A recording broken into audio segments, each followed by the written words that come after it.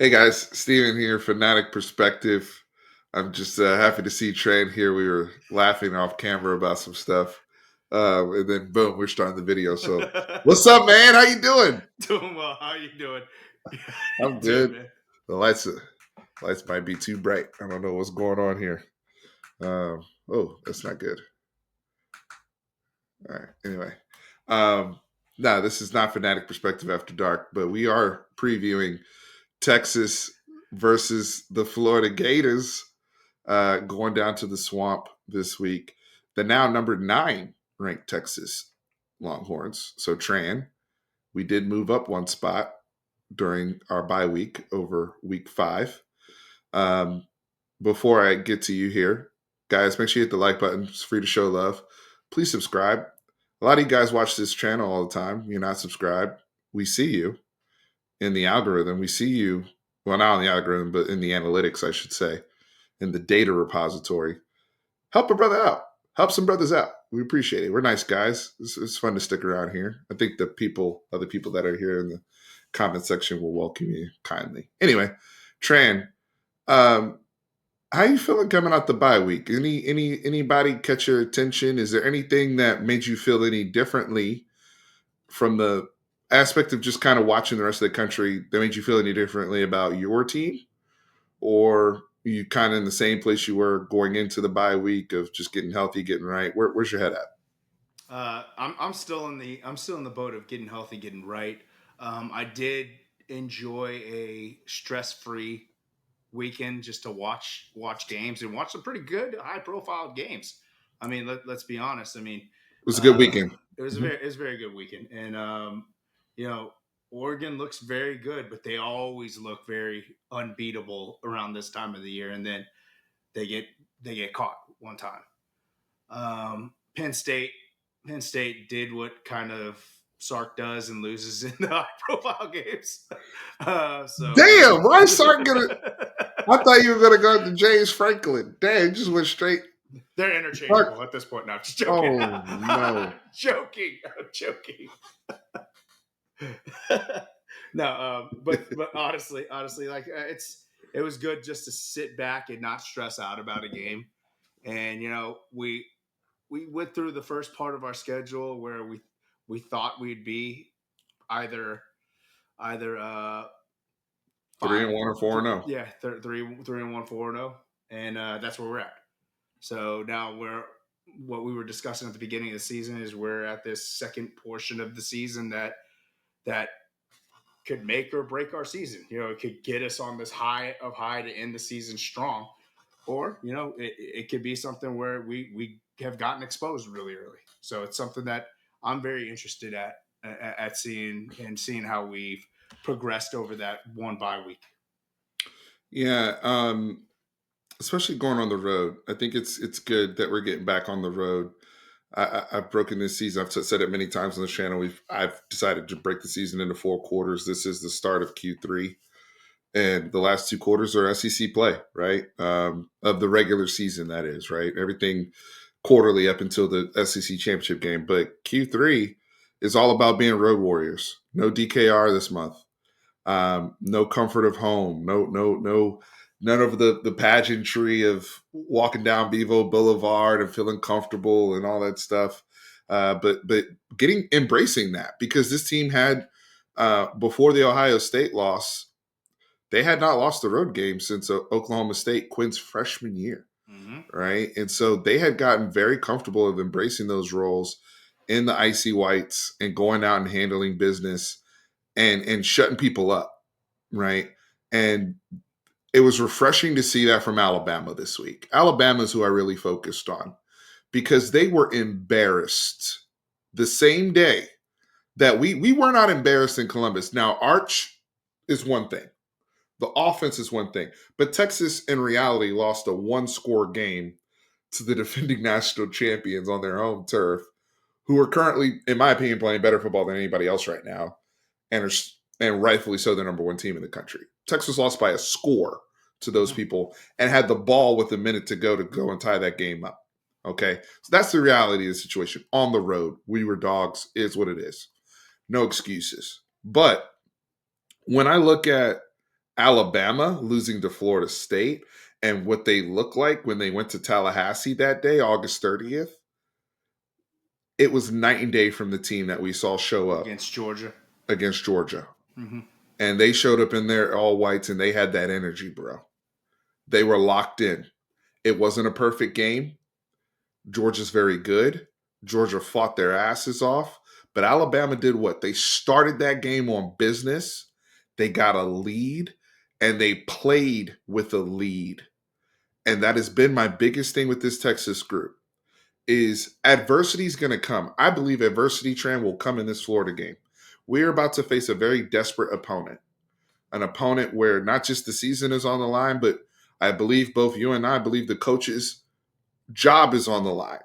Everything is on the line. He may not get fired immediately after this game, but it would damn well help his case to stay the coach of Florida if he were to pull something like this off and beat us, right? So there's a lot here at stake. I believe we will see adversity. I actually hope we do for our sake down the road so that we can show that we are tough enough to overcome those things the same way I saw from that Alabama team showing character on the road at Georgia. I think that's critical for this football team, Trent. That's a great comparison, to tell you the truth. Like I didn't even think about comparing the two teams. Um, I agree with you wholeheartedly, and we've seen Billy Napier save his job off of one game. Last year, he did it against LSU. Right, he pulled off the upset win and then won 2 games in a row, and it And saved they his won job. out. Yeah, it saved his job. This could be the start of saving his job. We know he's not going undefeated, and he's not going to the SEC championship. He has a really tough road ahead of him, but he's got 2 top 10 opponents in a row, and say he knocks both of those off, I think that's enough probably to save his job. Honestly, do I think that that's going to happen? It's going to be very difficult to do that, and hopefully we're the team that makes it difficult for him to do that. And we should be looking at this too as a y'all must have forgot type of energy because I'm sorry. I think a lot of people have written off Texas. I'm not talking about within the Texas fan base. I think we've been waiting to see, okay, what does this team look like again on the road? Same thing we're waiting for with Bama. Same thing. What does this team look like? Once they get their stuff together, it's been a month. That loss was in August. Let's be honest. Maybe they just weren't ready to start the season. But it's October now. We're really in this now. It's really SEC season. It's fall. Let's go, right? And so looking at all of that, I'm like Texas should be fired up to just get out here, start conference play and get after what they want to accomplish, which is getting back to the playoffs and competing for a national championship. All of those things are still on the table. But I also think that there's a period, I hope, this is me being hopeful.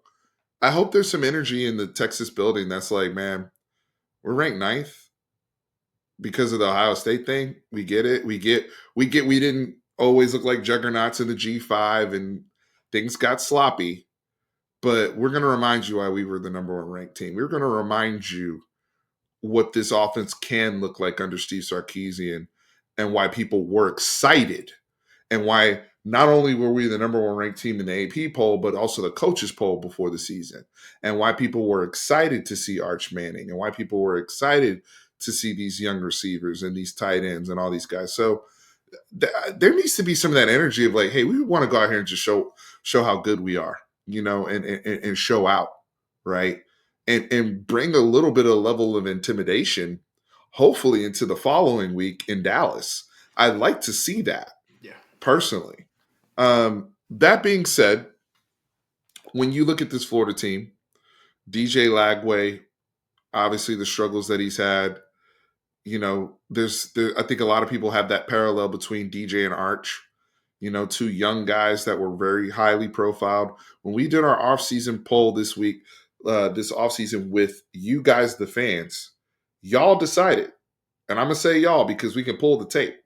Y'all said that the number one toughest quarterback that we would face on our schedule before the season was DJ Lagway. Now, obviously, people don't feel that way now. But I said it was going to be John Mateer. I just want to point that out until y'all made me change it to Lagway. But the reason was Lagway was one of the best deep ball throwers in the country last year. He played as a true freshman. He went 6-1 as a starter and just showed like star power, quite frankly, when he played last year. I do believe the injuries have caught up with this young man in a big way. I don't think he was ever able to get it right. I think there was something wrong with his shoulder. I think there was more to it than that. I know he is practicing. He has been practicing, but he was in a boot at some point during the bye. His mobility has not even been the same. And he's not the most mobile guy to begin with, but he's not moving even as well as he did a year ago. And then the decision making has been a little shaky. Not even a little shaky. I mean, he threw 5 interceptions in the LSU game. And they have their offense has been a mess. I mean, when we look at their we talk about our offense, and granted, they've played different level of competition. I want to make that clear. But since LIU, they scored 16 points at home against South Florida in a loss, and an 18-16 loss. They had 16 points.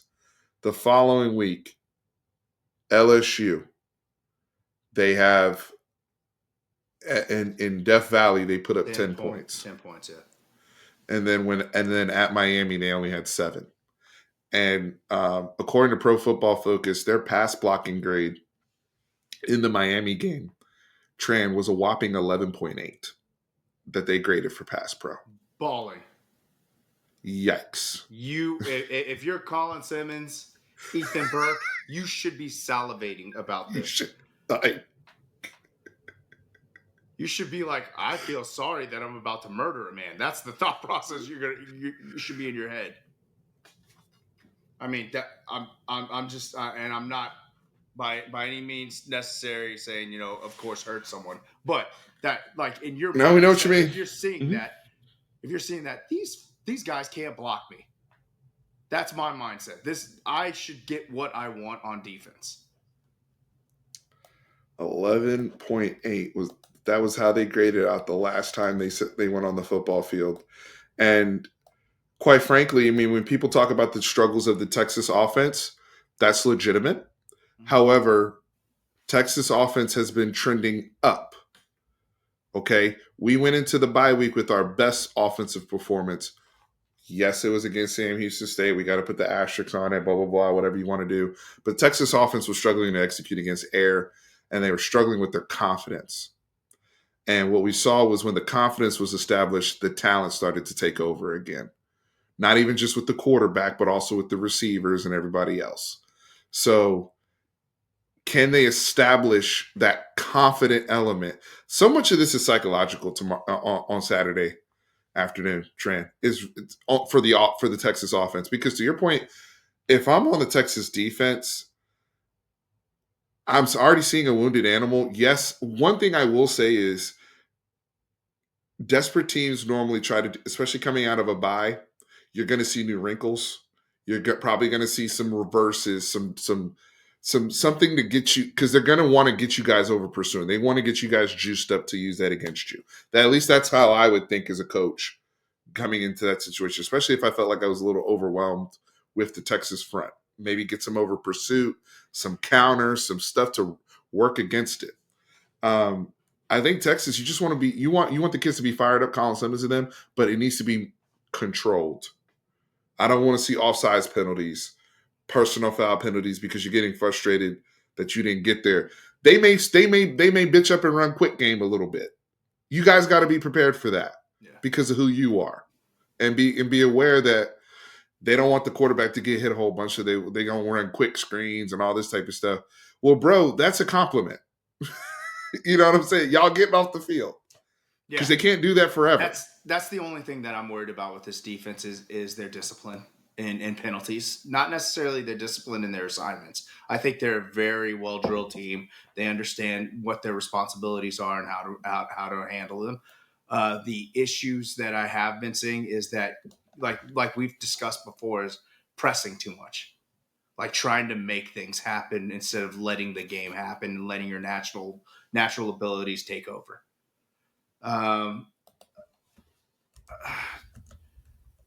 mean, honestly, like I'm really excited that Trey Wisner's back. We got a solidified back who could get us those 2 to 3 yard hard runs.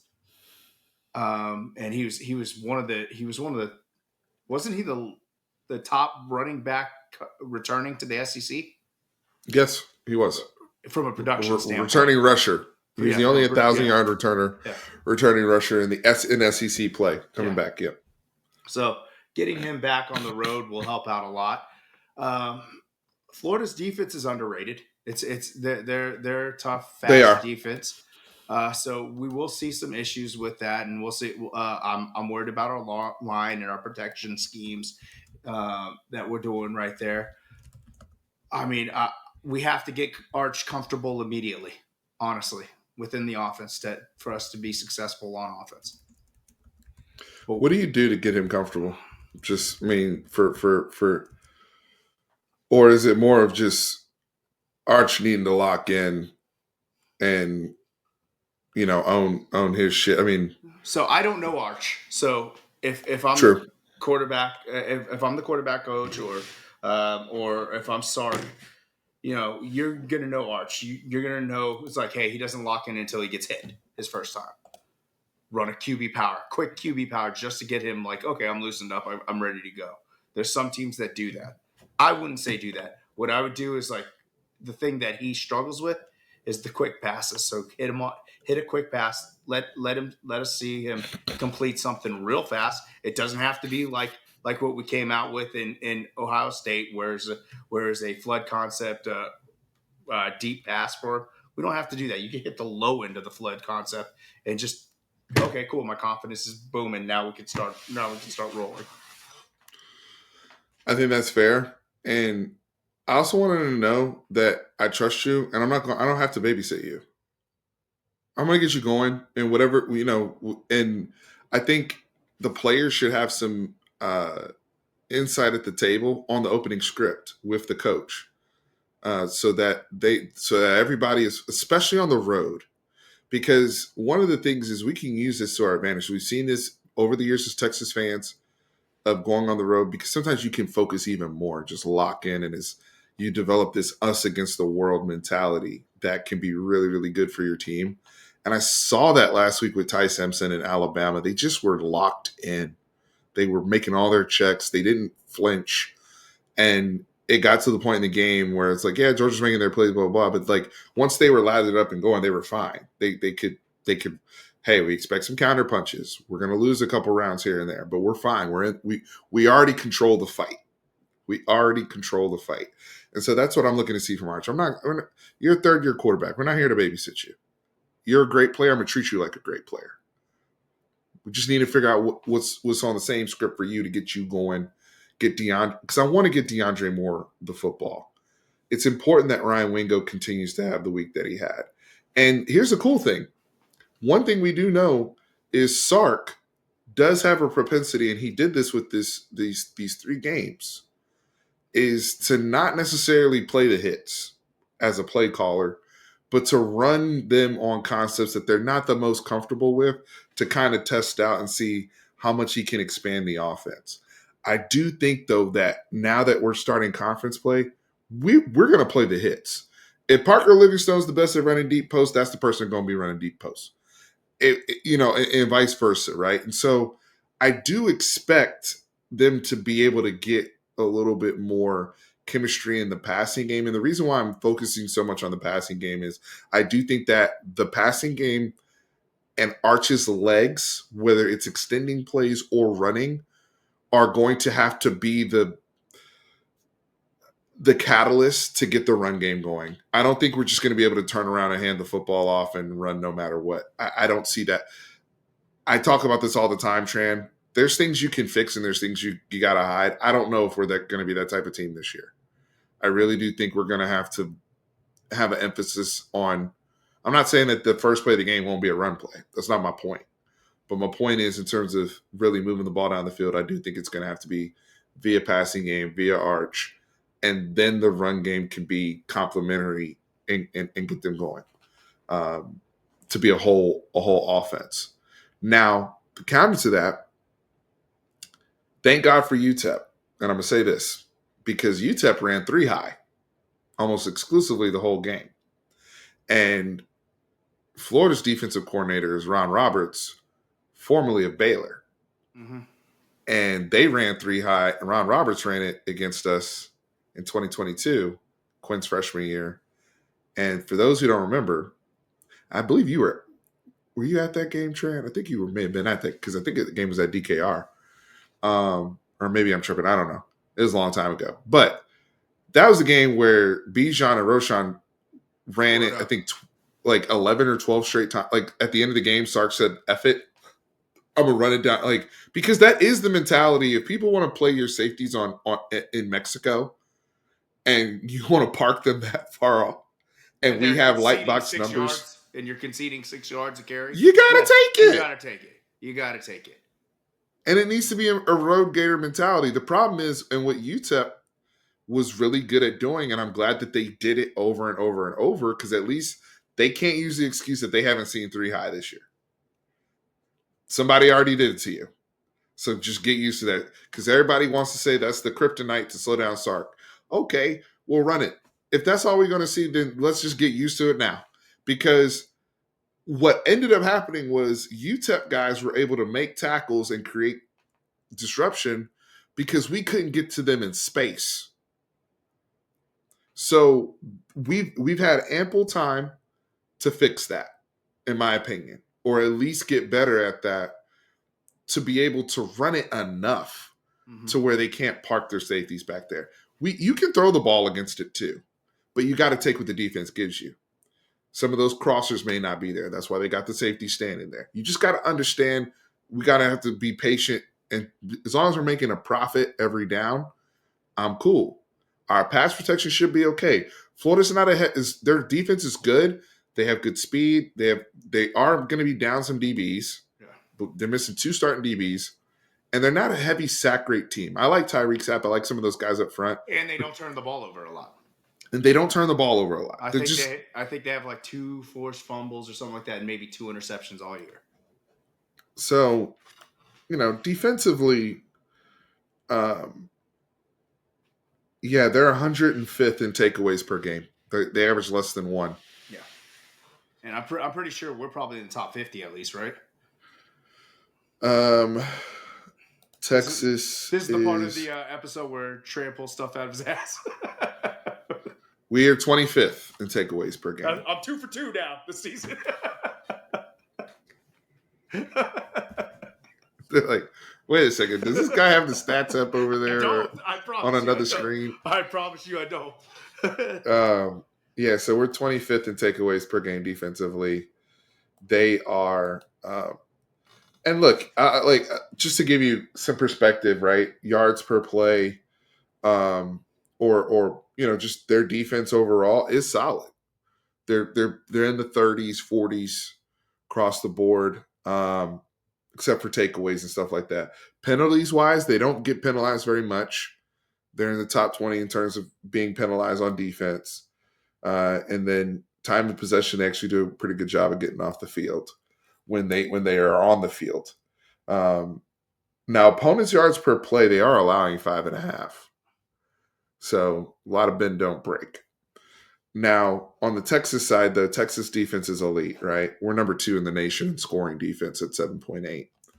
Again, y'all want to talk about G5, but that also includes Ohio State only scoring 14 points. Yep. Okay? So the Texas defense does have that skin on the wall on their side. Quite frankly, they've been amazing. They're number 1 in the country in opponents' yards. So I said Florida allows 5.5 yards per play. Texas defense allows 3.5 yards per play. That is a significant difference. That is 2 yards is big per play, right? If you put it this way, they're averaging a first down every 2 plays.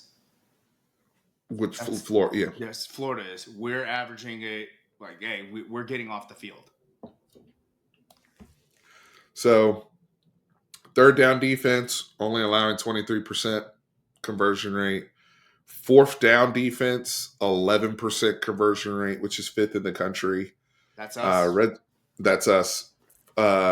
Red zone scoring, 20th. in the country at 75%. And then, like we said, takeaways earlier, we are 25. Um, Rushing yards per game, we're only allowing 59 yards rushing a game, which is fourth in the country. Yards per rush, we're only allowing 2 yards per rush, which is top five in the country. So this, I mean, across the board. Look, I know people again nitpicky. Some of you have been critical about the pass rush. We're gonna see because I do think PK has been saving. I know he's been saving some heaters because what heaters would you need to use in some of the G5 stuff outside of just a basic corner blitz or whatever? But I'm talking about the more sophisticated stuff that he does do, especially with one Anthony Hill and Trey Moore when they're on the field together. That's when we can really get exotic, right? And start showing different looks, formation. Texas has really been just playing out of base and lining up and beating people. Now, some of you want to see a better pass rush out of base. That's fair. Teams like Miami and some of the other top teams have been able to generate a lot of heat, OU being one of them, out of their base formations. I totally get that. But we'll see. This is now we're getting into conference play. I do think that there's a ramp opportunity. DJ Lagway is going to want time to throw the football. And if he's going to want time to throw the football, then that means Colin Simmons has more opportunities. We were not given those opportunities in the Ohio State game. They did not want to sit there and drop back pass, and they were getting the ball out with the quickness. Okay. So this is not necessarily the case if Florida sticks to traditional tendency. Mhm. But don't get frustrated, Texas fans, if they come out there and start doing quick game shit because they're scared. That is a compliment. Okay? Just be mindful of that. Because no matter who we play in Dallas, they're going to be trying to run around and extend the play. That's when you're going to get all your sacks. So just remember I said that for future reference. Now, any parts of the game that I know you talked about the offensive line matchup. I know we've had our struggles and whatnot. I do think Arch has been a very good quarterback of at least avoiding pressure and handling that. I don't think he's gotten enough credit there. I think we've focused so much on him being hot and cold as a passer and some of the running the offense that he's not Jackson Arnold back there. Okay. He's not one of these young guys that just doesn't see the defense at all and doesn't understand the front. Can he improve at those things? Can he be more effective with his legs? Absolutely. And I hope he is. I hope we see more Jack injuries and some of these connections there to help us move the football. But I look at Arch's legs, again, being a strength in this game, Tram. I do too. I actually think I think his arm is going to be a strength in this game. I do think he's going to take what the defense gives him, and I think he's going to hit a lot of short passes with the sprinkled in deep balls. I did see him actually start hitting passes last week, and I know it was against Sam Sam Houston. Houston. Sorry, Sam Houston. And but the thing is the previous three games before that he wasn't hitting those, and after rewatching the film, they were open. So it's not like hey, Sark is calling a bad offensive game. No, he hasn't. Yeah. So that's Yeah, the that. quarterback doesn't pull the trigger. What am I supposed to do? And I don't know. I know he got a lot of flack for him staring down the dude, but man, if people are gonna talk trash to you, play the bad guy, play the heel. Go ahead and hey, if you want to be the one who beats your chest, you know who else was like that? Baker Mayfield. And he played that role to a T. And you have to respect that about him because he went out and competed and won. So if they're gonna do the same thing to Arch, hey, whatever. Say goodbye to the bad guy, right? You know what? Especially now that at the time I had mixed emotions about it and all that, but once you get the full context and everything, it's like it the kids talking, they're talking. Let's move on and talk about ball. That's what I want. But as long as here's my only thing is if some Florida dude pulls up on him And it may not happen this week. It could happen though. It could if somebody pulls up on him at some point this year and he doesn't have the same energy. That's when I'm gonna be like, that's a red flag. But as long as that's how he chooses to respond, that's what I want from my quarterback. You don't think that Ryan Wingo and them love that shit? They're like, hey, bro, we got your back, bro. You ready to ride on them 16? Look, Like everyone outside of that team loves that shit.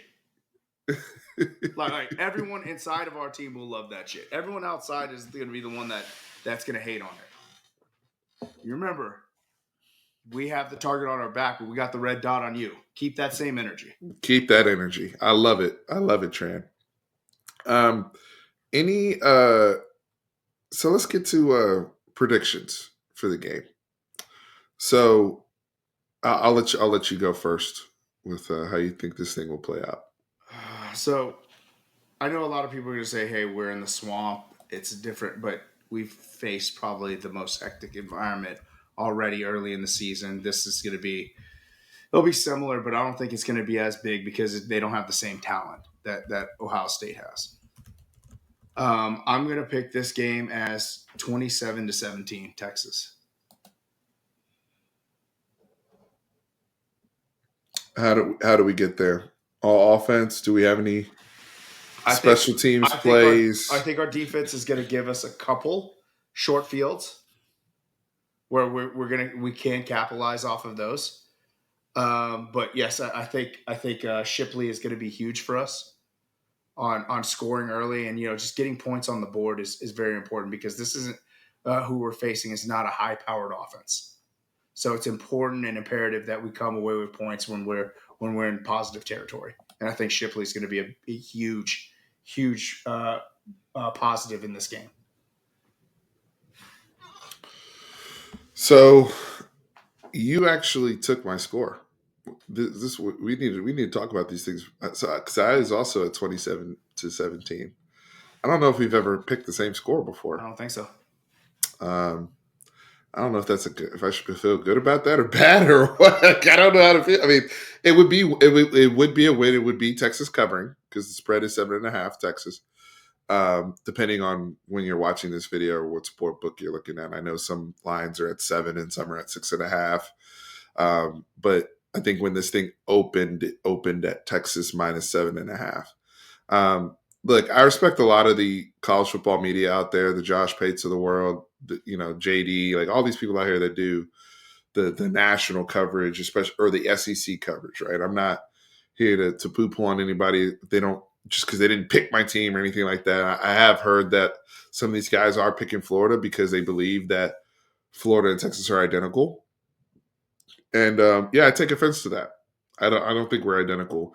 I think there's some similarities in terms of some of the things that we're struggling with at certain position groups and what's the strength of our team.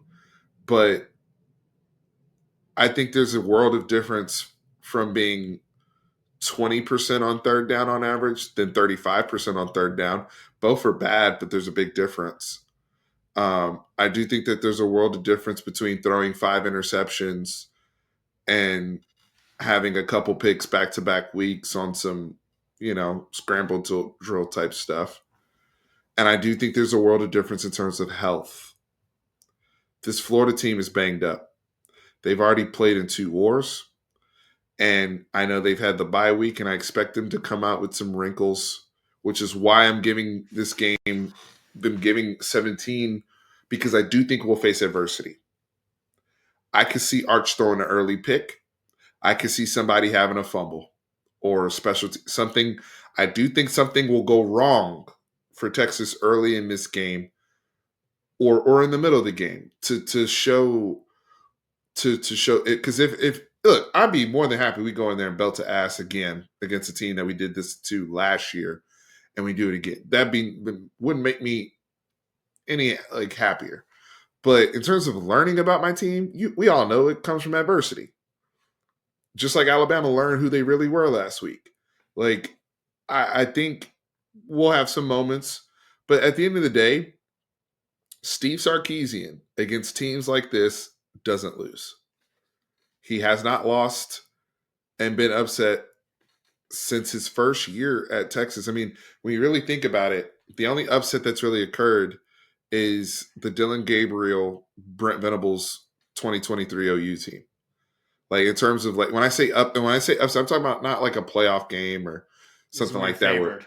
but I'm talking about where we were really like that's the only one I can really think of. Everything else that where we've taken a L, we've been just like this year. We were underdog or as a playoff game. So games like this, we've been sloppy. We haven't played our best ball, but we always pull it out. And I look at this kind of like Arkansas last year. Remember we went to Arkansas, Taylor Green was dangerous, difficult environment, an environment that was a little spooky because of 2021. Um, and they overcame adversity a lot in the game. In that fourth quarter, they just were like, all right, it's time to go. We're better than these guys. And they ended up getting out of there. I see a game a little similar to that in some ways, just because Florida's desperate. They're coming off a bye, and this is going to be the last breath, potentially, Yeah. because they're looking at 4 straight losses. So I also have 27-17. Um, any other parting thoughts or things you don't want to see or worried about, or any players you want to highlight? I know you just highlighted Shipley, um, but No, I do want to see the kid from Stanford play. I want to see because he had a great good call out. he had a great second half of the season last year, and I know he got injured with a hamstring, right? Hamstring. Soft tissue. Yep. And I'm glad that they took this 4 weeks for him to rehab because I know it happened. It happened a few weeks even before the season started, so they actually gave him the time to rest. Hopefully, he's been getting his work in with Arch, and they have some type of connection going. I definitely want to see him because he could be a game changer for us. I want to see DeAndre Moore continue to produce because I thought our wide receiver room looked completely different with him out there. It feels like he's the safety blanket, a la Jordan Whittington was a couple years ago for Ewers. So hopefully that continues to they can continue to build off of that. So that's what I want to see. I like that. Yeah, thank you for calling out Emmett Mosley because he will be making his Texas debut, and that's a kid that's played in big games. Played in the Clemson game. Balled out. If you want to look at what he brings to the table in terms of upside, go watch his tape against Louisville, a top 25 Louisville team that was really really good. And Louisville's good again this year, but um, he balled out 3 touchdowns, over 100 something yards, and he was playing opposite of Alec Elamayor, who's a starting for the Tennessee Titans right now in the Yeah. NFL. Both those kids were good. So I just look at him 6'2", the versatility, his fluidness, and can he help us on the perimeter with blocking? We have not, and I've said this on so many lives, and I'll say it again before we bounce. We have not been running lives like that or screens like that because the perimeter blocking has been ass. Mm-hmm. So if we can get some people out there that are willing to set to get a seal, a proper seal, like you see the good teams do, that's back on the table because we've been good at that the last few years. And I think we've taken that for granted. We've Well, been a very good screen team the last few years. and one thing that you need to do as a good screening team is you have to have IQ. And without DeAndre Moore, who I think is probably our highest IQ wide And he's the receiver best blocker. and Yes. the best blocker, and Mosley is from Stanford. They don't even if you are a scholarship athlete, you have to hit a certain tier of academics to get accepted into Stanford. He has it between the ears. So that's what I want to see him. I want to see that type of player out there as well. I think it'll take a lot of pressure off of Parker Livingston. I think it'll make it even easier for guys like Jack Injuries, because then I think injuries can eat in the seam. If you have somebody like that out there, and I look, am I saying that Emmett Mosley's going to come in and take over? I don't know. I don't know what he could be in there, and they could be on a snap count for all I know. Okay, this that. I'm just saying we have room for another playmaker. We have room, and I'm glad. I'm so happy that they got Ryan Wingo going when they did, because he's at least coming into this game off of a good game. Um, but we also know the struggles that have been there, right? So at this point, Arch, want him to have as much rapport with as many. The more guys he has rapport with, the more dangerous we are. And that's part of his development and maturation at the quarterback position. But the only major injury news, I mean, is Cedric Baxter is. It seems like he is doubtful for this game Yeah. with his hamstring. I personally believe. Look, I know he personally did not like what we had to say before the season. But here we are, and he's on the injury report. This isn't a "I told you so." This was out of concern for the player. Specifically us. Yeah, He didn't like what we had to say. Look, that I've gone through a knee replacement surgery. I know what it's like to go through this stuff. Like, I wasn't trying to be a jerk, dude. Like, I really, I I had know. no I'm idea like, about this. Hey, I don't want you to take offense to that at all. Like I know what it takes to, and for him being such a special athlete, you want to take your time with it to make sure you are and the thing completely is, I good. know it's not the knee on this case; it's his hamstring. But these are the things that happen. You know, Well, I think I asked you. I was like, "Hey, how did they repair right? the ACL? Did they use hamstring tendon or did they use cadaver?" Or like I asked you those specific things because if it's a hamstring, it does shorten your hamstring and it does make you prone to getting injuries on that. So I mean, and there's reason behind it, and it hasn't like I honestly had no idea about that. That's hilarious to me. He did not like I'm sorry, buddy, but that. I'm just that's just my thought.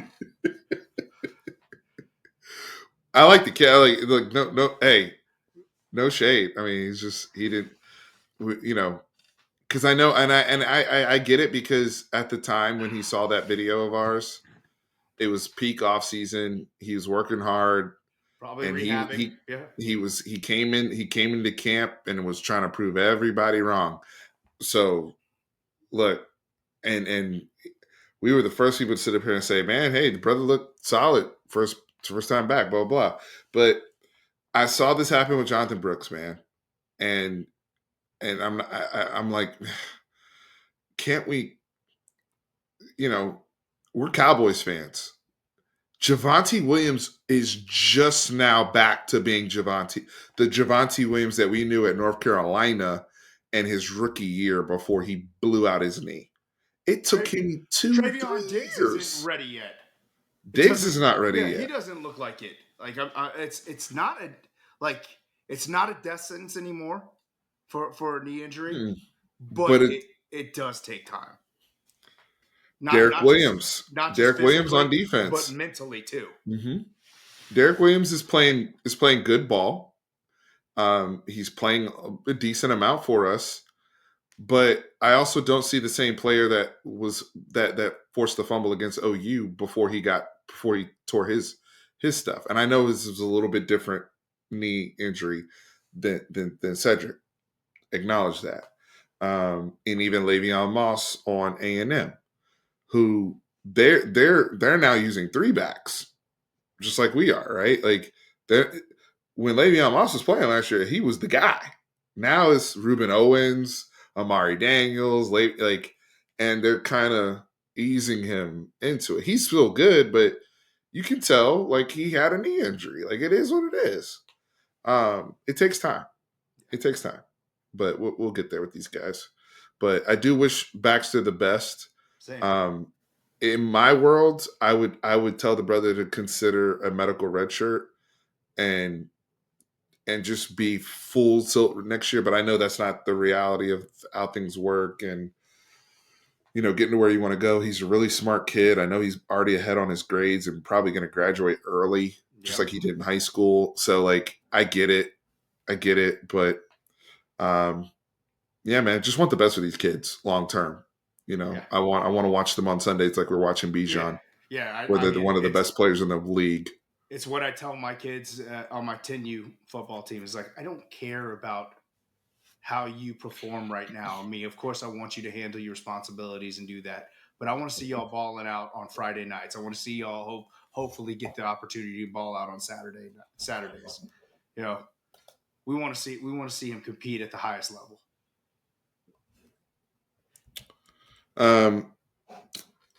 Let me see here.